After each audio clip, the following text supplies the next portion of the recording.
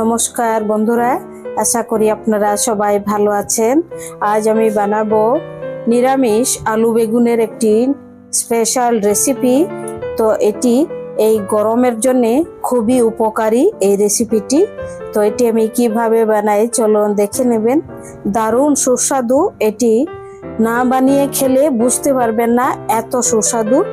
প্রথমে এই যে মিক্সির জারে আমি পুদিনা পাতা এখানে দেখুন নিয়েছি,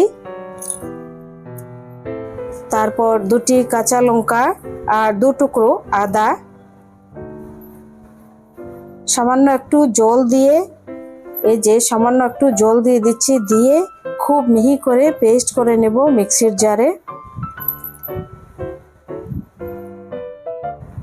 এখন 2 চামচ তেলের মধ্যে প্রথমে এই যে আলু, এটি হলুদ মেখে রেখেছিলাম, পরে আর হলুদ দেব না, হলুদ ছাড়াই রান্না করব। আগেই আমি সবজির মধ্যে হলুদ মেখে আমি এরকমভাবে ভেজে তুলে নিচ্ছি আলুগুলি। দেখুন, একটি আলু দিয়ে একটি বেগুন দিয়ে দুর্দান্ত সুস্বাদু একটি রেসিপি বানাবো। আলু ভাজা হয়ে গেছে। এখন এই তেলের মধ্যেই, আলু ভাজা তেলের মধ্যে শুকনো লঙ্কা, তেজপাতা আর আধা চামচ গোটা জিরে ফোড়নে দিয়ে দিচ্ছি। ফোড়নগুলি একটু ভেজে নিচ্ছি।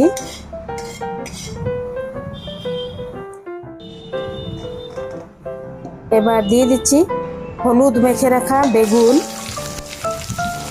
লবণ দেইনি, শুধু হলুদ মেখে বেগুনটি প্রথমে ভেজে নিচ্ছি।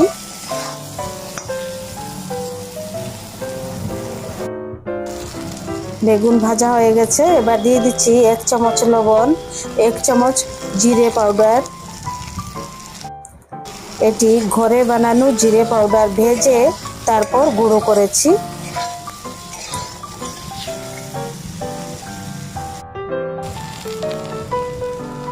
সবজি মশলা কষানো হয়ে গেছে।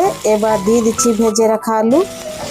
আলু দিয়ে আরো 2-3 মিনিট এরকমভাবে আমি ভেজে নিচ্ছি।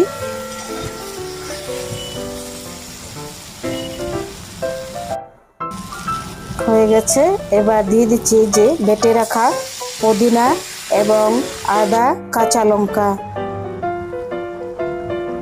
এবার দিয়ে দিচ্ছি এই পুদিনার বাটিটি ধুয়ে 1 বাটি জল।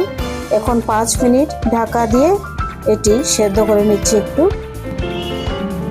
5 মিনিট হয়ে গেছে।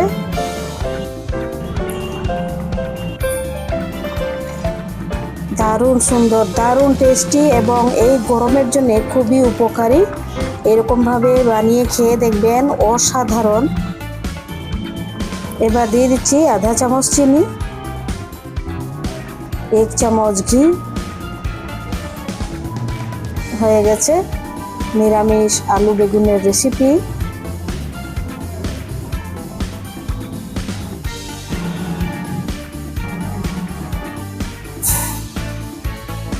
বাচ্চারা এবং বড়রা সবাই সুস্থ থাকুন, ভালো থাকুন। প্রচণ্ড গরম পড়েছে। এই গরমের জন্য খুবই তেল মশলা কম দিয়ে এই রেসিপিটি বানালাম। তেল মশলা রিচ খাওয়া একদম খুব ক্ষতিকর। এই গরমের মধ্যে